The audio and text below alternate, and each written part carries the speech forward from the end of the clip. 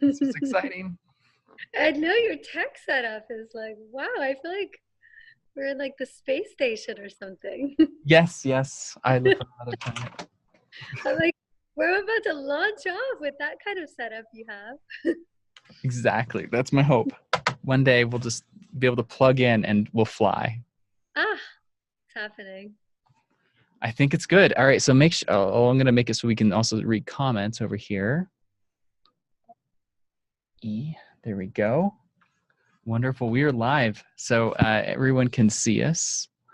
I can see it broadcasting. And would you like me to share it to your page now? Sure. If you, yeah, however you want.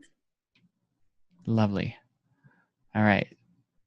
I've tagged. What just happened? Oh, it's on my page. Sorry. Free stream of consciousness. Share.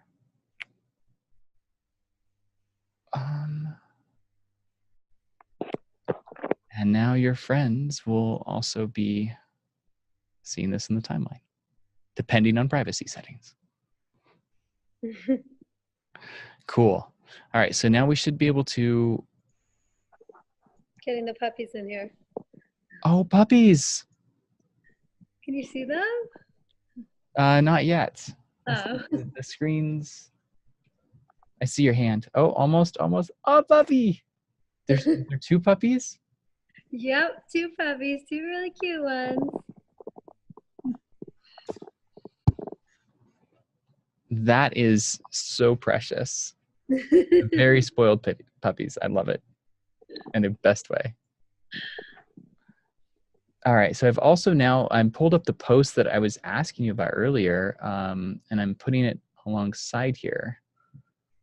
So we'll be able to see, in theory, the comments and the live. Okay, great. And we've got already, Carla has joined us.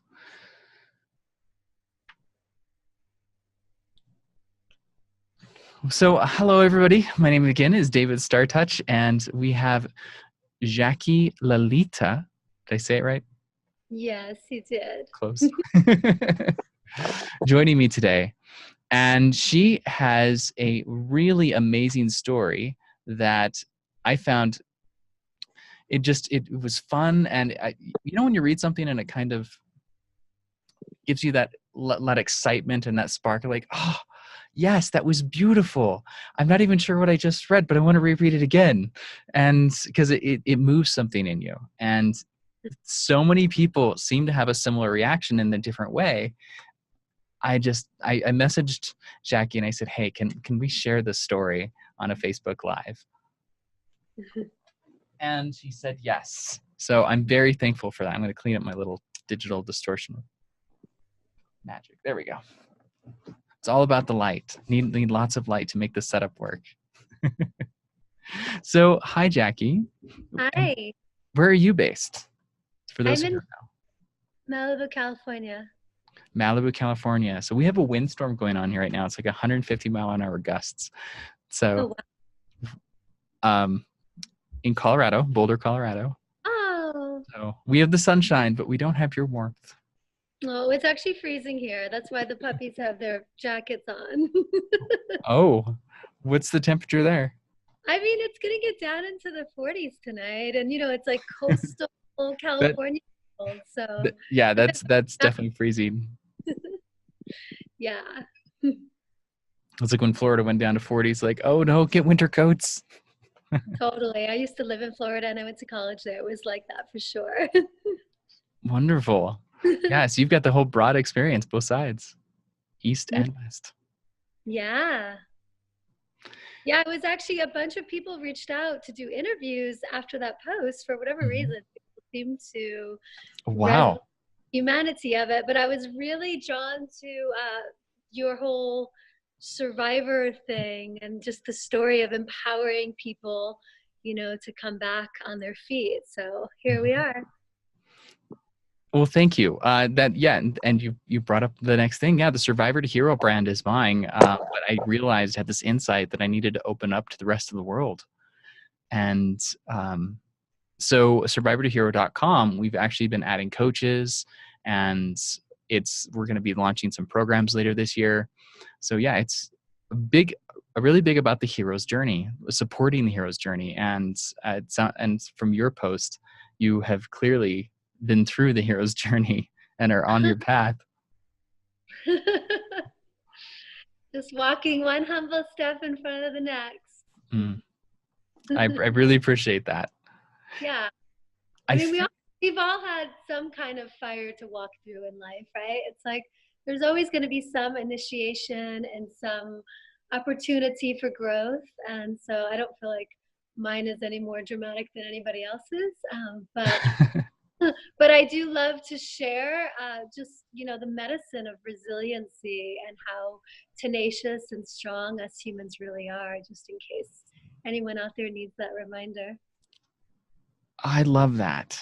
And it's so true. We really do need to embrace that we are.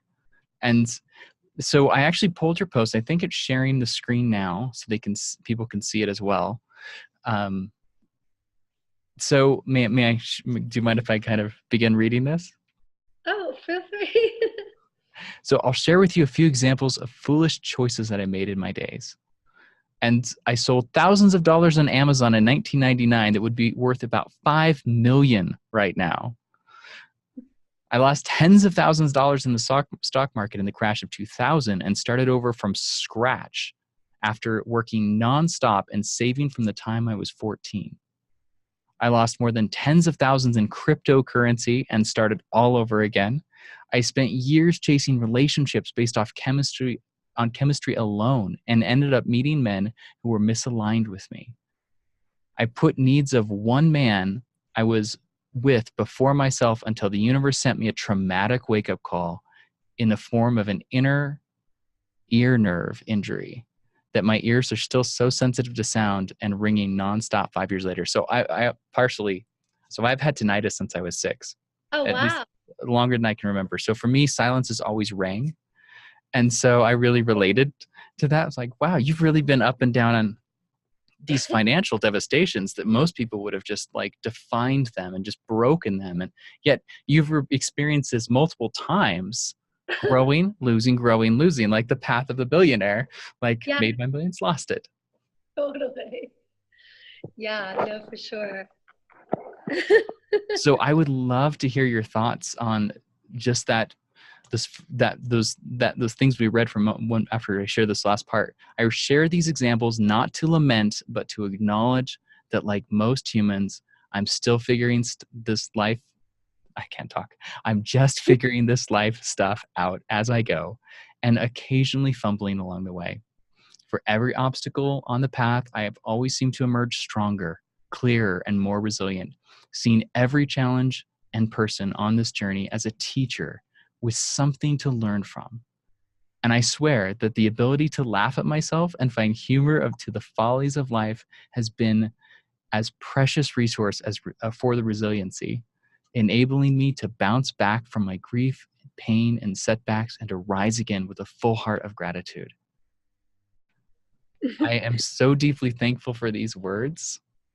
It's funny to hear beautiful by somebody else. I'm like, whoa, that sounds way more dramatic than just living it. Like for me, I'm living it. Yeah. So now we'll just let people who are joining us now kind of find that story if they want to jump ahead and read the rest. And I'm going to move my mouse over here to minimize this.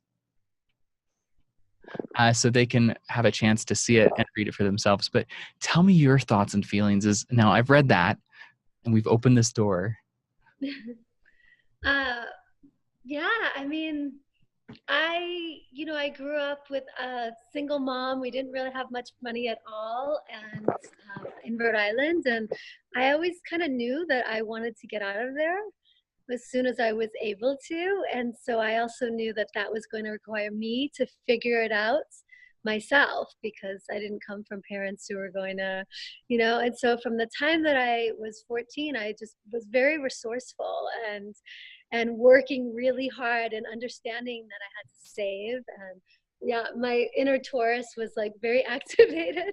And so I diligently saved up a lot of money. And, there's other bits of the story that I did not include in there, but it was kind of one thing after the next where every time I would have some substantial savings, something would happen. And, it's like this grand cosmic joke, which ultimately I can now look back on all of these things, all of the financial losses and sort of misadventures in trying to generate wealth with gratitude, because what happened after several times of making and losing fortunes by the time that I was like still so young, I ultimately discovered the spiritual path and wanted to invest then in the true riches that cannot be taken away, and that is the wealth of my spirit and the wealth of the heart. And so it was from all that that I really began a deeper cultivation to my soul. And so, it's like we can go through these things that seem like, oh my God, that's the worst. That's the worst thing. You go from like having $100,000 and thinking you're gonna like set yourself up and buy property and da da da to suddenly having a couple $100 in your pocket and starting all over. And it seems like it's the worst thing that could happen, but then as long as we're looking at things that happen as an opportunity, then we can find the morsels, we can find the nugget in it. And that was one thing that, for whatever reason, I did always have. I always had that, like, okay, I can't, this isn't happening to me. I know that this is happening for me, and I have to figure out how I can use this. And so the first time that I lost all my money, I was like, all right, I'm going to figure out how I can become even more successful because I just lost everything. I'm going to let it make me even more just resilient. And so then I started getting really into stock investing and just sort of some high risk kind of investment Doing stuff. everything people say, this is the way to make money. And the universe is protecting me. I'm on this path now, right? Yeah, exactly. Anyway, it's like, yeah, so there were definitely a lot of fumbles, but Mhm. every time there was also so much opportunity that opened up. And I feel that's the way. It's like when we get knocked down, we always have the opportunity to get back up. And so that's why I was, inspired with everybody asking, wanting to know more about these stories. It's like, really, that's the message that I want to share, is that whatever people are going through, we all are going to experience, whether it's losing all our money or having like a challenging relationship. But there's some work to do in this life, and as long as we're seeing it as this opportunity for our growth, then it's like we just rise up and brush the dust off and get back on the saddle and keep going. And that's basically what I've done. So I don't look at it like, oh my God, I could have been so rich by now. It's like, sure, it would have been nice to play my financial cards a little bit different, but at the same time, I feel so blessed, and there's so much magic, and I'm completely provided for, and I'm able to do the work I love in this world. So rather than dwelling in the woulda, coulda, and shoulda, Mhm. just try to stay positive, and Well, and I uh, think you're doing more than staying positive. From everything I'm reading, one of the things I always teach people is don't try to be positive, because you'll start to feel that gap, the resentment of, I'm trying to be this, but I feel sad. And so the bigger the gap is, the more we resent that we're not being what our full potential is. So I always teach people, try to be grateful. yeah, You start yeah, focusing and it builds you up. That spiral keeps going. it's all about the gratitude. And that's what I read. That's the feeling that when your words just really, they were just dripping with this luscious gratitude. And go ahead. No, it's just gratitude is really my practice Mhm. daily. When it's even the stuff that has brought me pain, like the ear injury and the tinnitus, has brought me actually a lot of pain, but I've also learned to turn it into gratitude and just saying thank you to it for everything that it's taught me. So it's also, pain can be a great teacher too. Oh boy, sometimes it gets your attention faster than anything else. Yeah. Yeah, for sure. Yeah, and it's also, this whole thing has just it's humbled me, and it's put me in touch with the suffering in the world and the reality that there are a lot of people that are experiencing physical pain, emotional pain, all of it. And Mhm. then I can access deeper levels of compassion because I know what it is to sit through a chronic situation that can be really uncomfortable. Absolutely. That is, you're really able to experience this and relate to people now in new ways. And you're an astrologer, you mentioned. Yeah, well, I've got a few different things, and for sure that is one of them. So I imagine when people are coming to you with their stories, you're able to have. Oops, sorry, I had a Zoom meeting notification. Um, you're able to have a lot of empathy for those who are going through these things, these challenges, from Yeah, physical pain to financial to relationship. You've got that covered. yeah. I mean, my main work is as an herbalist and holistic health mentor for people, Uh-huh.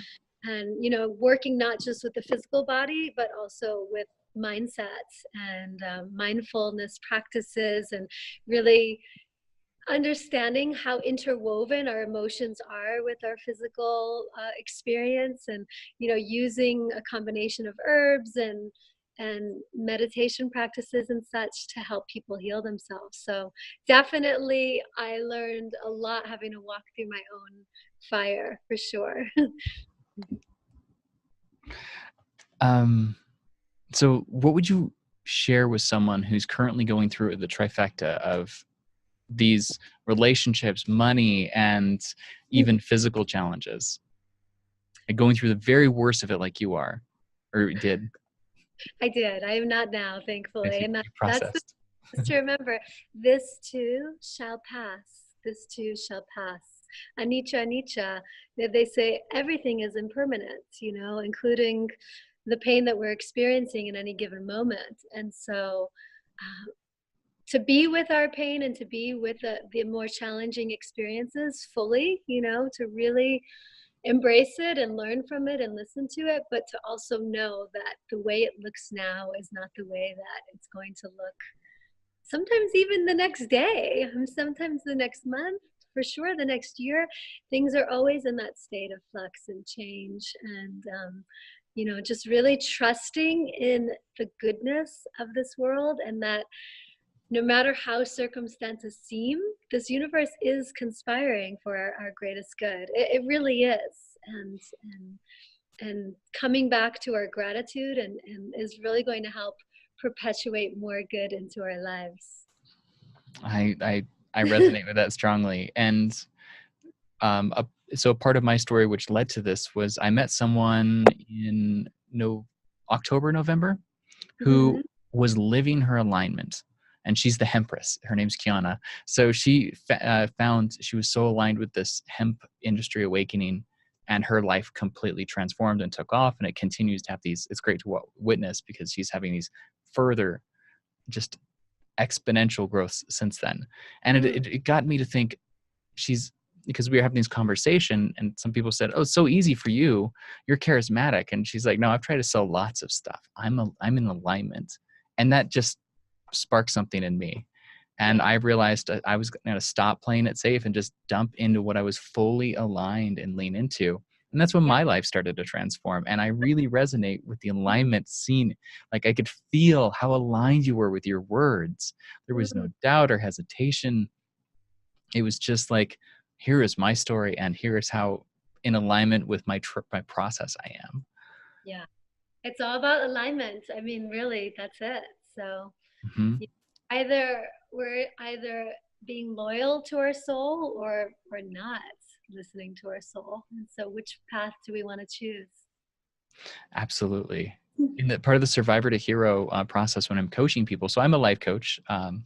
My PhD is in psychology, and I'm finishing the PhD in my study. But when I would be coaching people before, I'd often have people run into my path who were needing some in moment support, and they tell me their story, and it's like, wow, it's like you're trying to walk up a mountain walking backwards.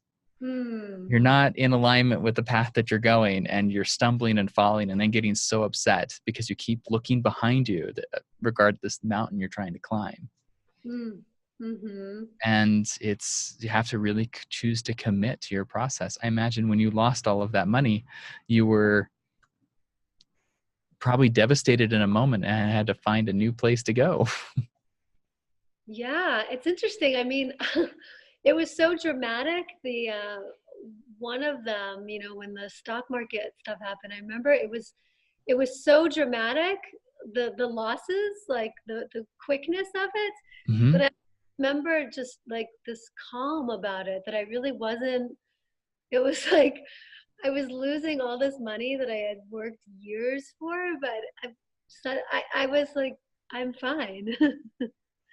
You know, it's like I think some part of me knew that that wasn't the where the real wealth lies, and it was actually in a way kind of a relief, you know, to that was a very young me, Hmm. and had grown up in this kind of materialistic pursuit, thinking that was how you measure a life, which based on how successful you are with money, and to see that sort of falling away, and to still I had been tapping into, you know, meditation and yoga and these things. I was already vegan.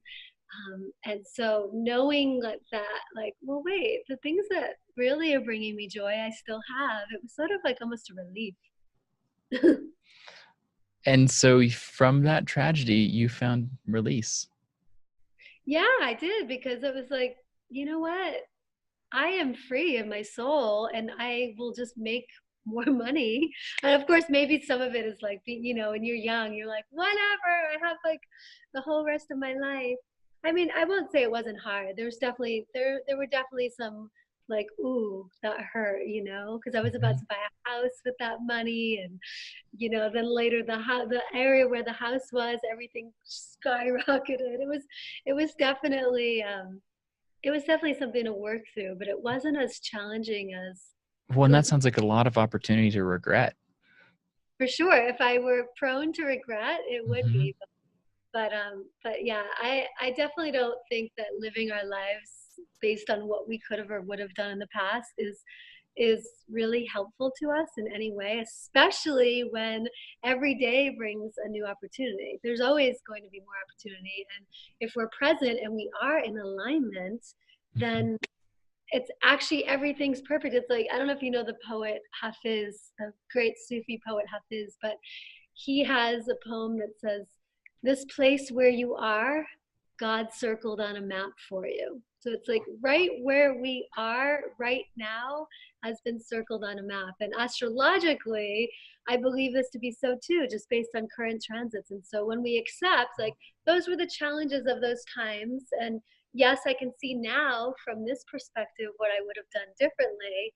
But here I am having, you know, this moment and all moments forward to go forth with this wisdom. Then it's like, it's not really a big deal.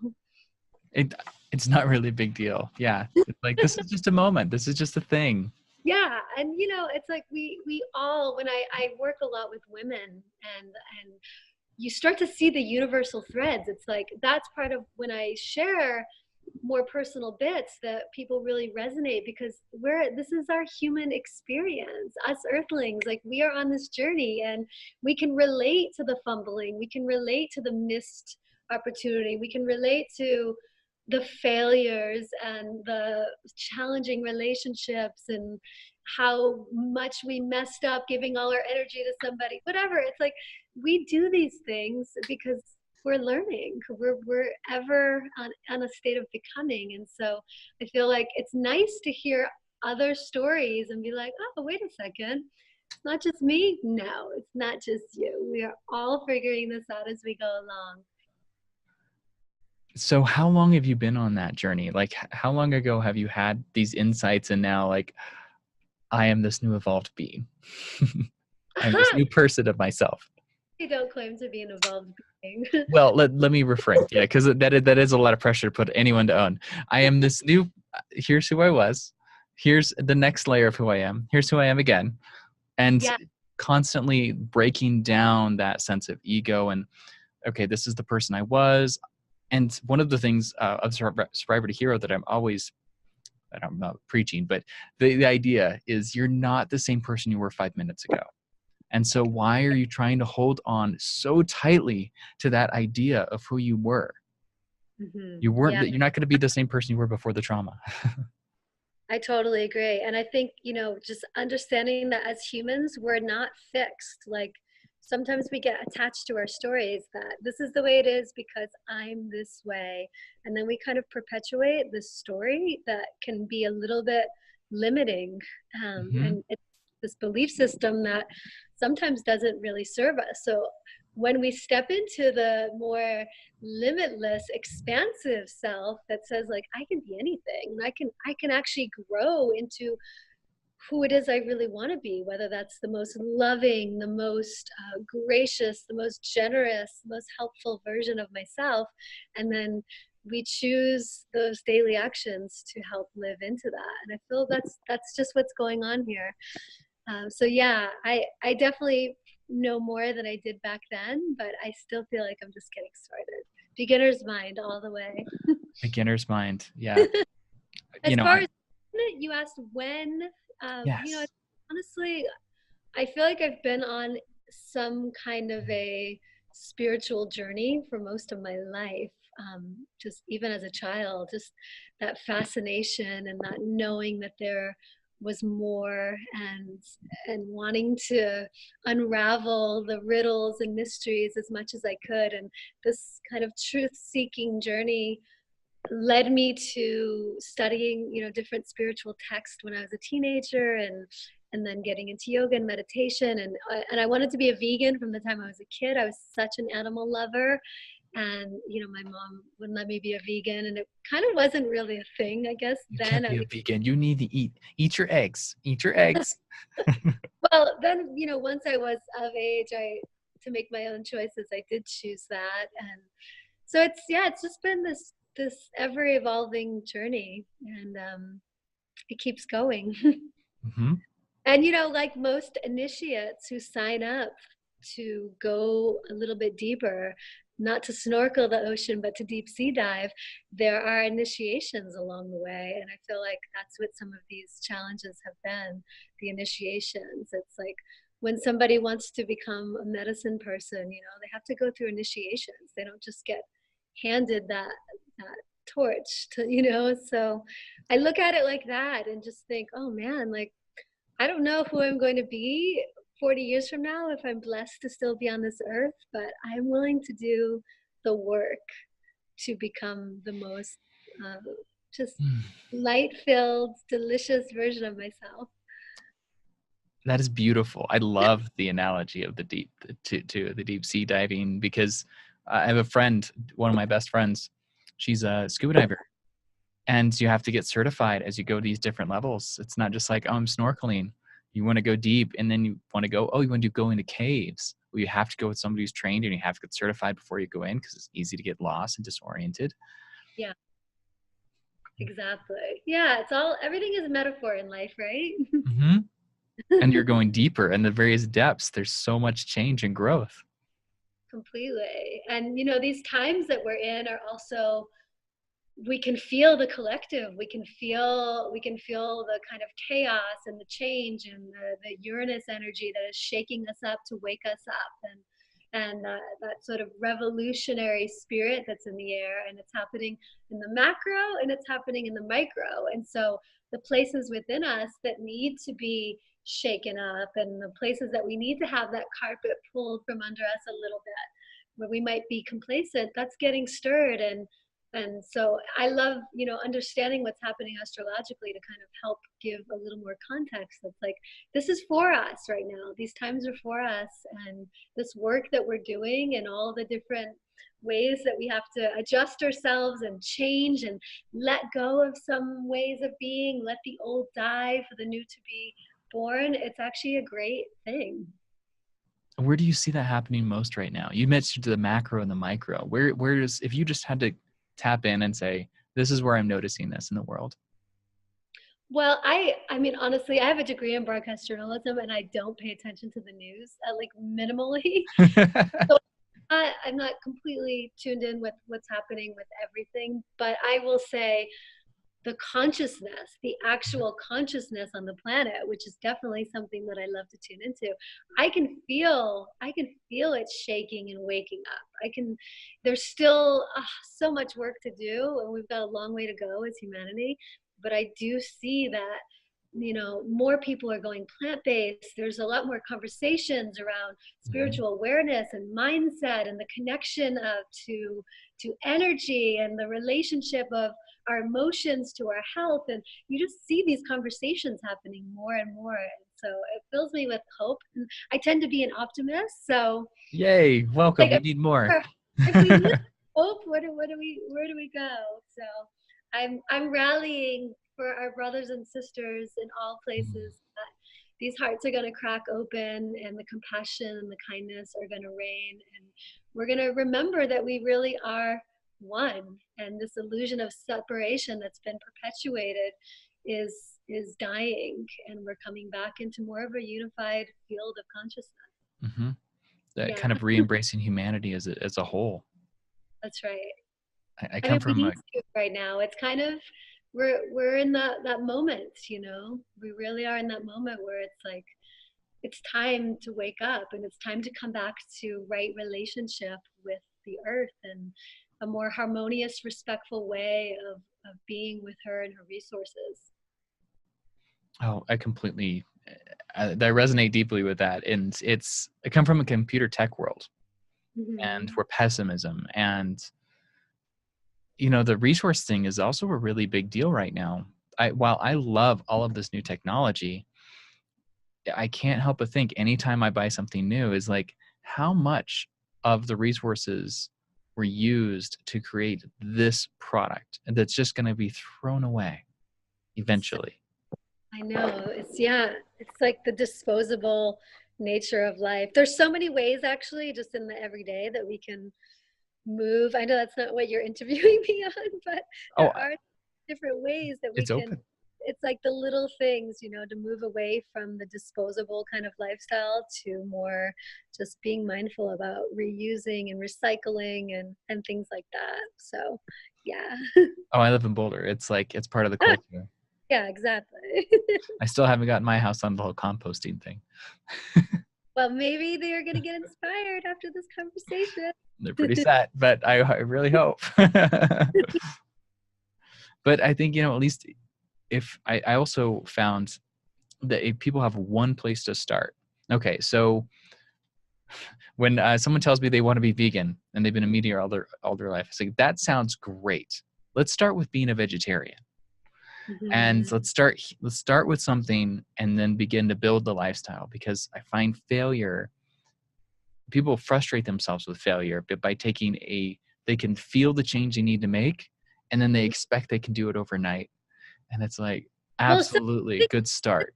Here's what I think. I hear you, and I think that everybody is a little bit different.